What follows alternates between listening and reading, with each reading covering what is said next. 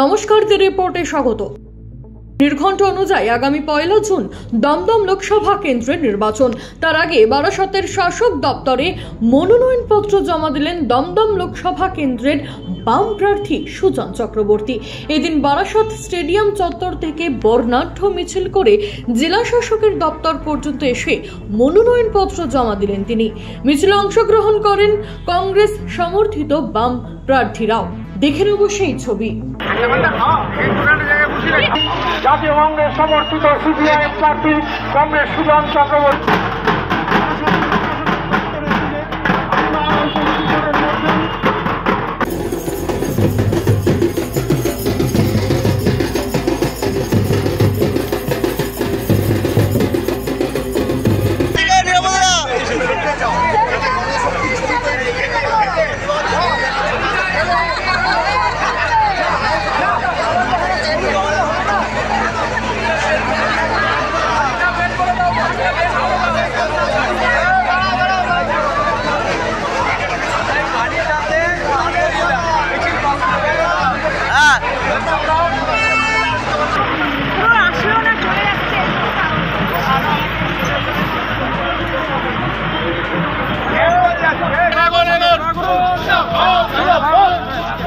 এদিকে একই দিনে সুজন চক্রবর্তীর সঙ্গে বারাসত জেলা শাসক দপ্তরে মনোনয়নপত্র জমা দিলেন বারাসত বসুরহাট লোকসভা কেন্দ্রের বাম প্রার্থীরা।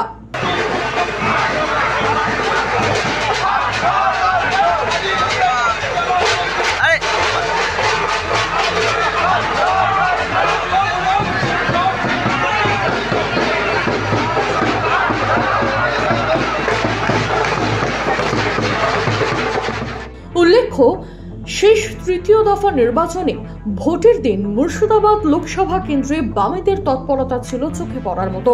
বিভিন্ন জায়গায় এগিয়ে যেতে দেখা গিয়েছে মোহাম্মদ সেলিমকে।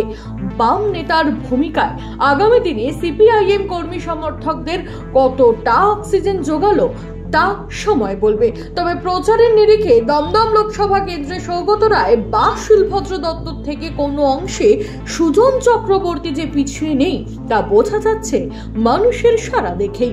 চন্দন সেনগুপ্ত, দ্য রিপোর্ট, বারাসত। সমস্ত খবরের আপডেট পেতে লাইক করে সাবস্ক্রাইব করুন দ্য রিপোর্ট চ্যানেলটি। সেই সঙ্গে বেল বাটন প্রেস করতে ভুলবেন না। আপনাদের একটা সাবস্ক্রিপশন আমাদের জন্য অত্যন্ত মূল্যবান। জয় হিন্দ।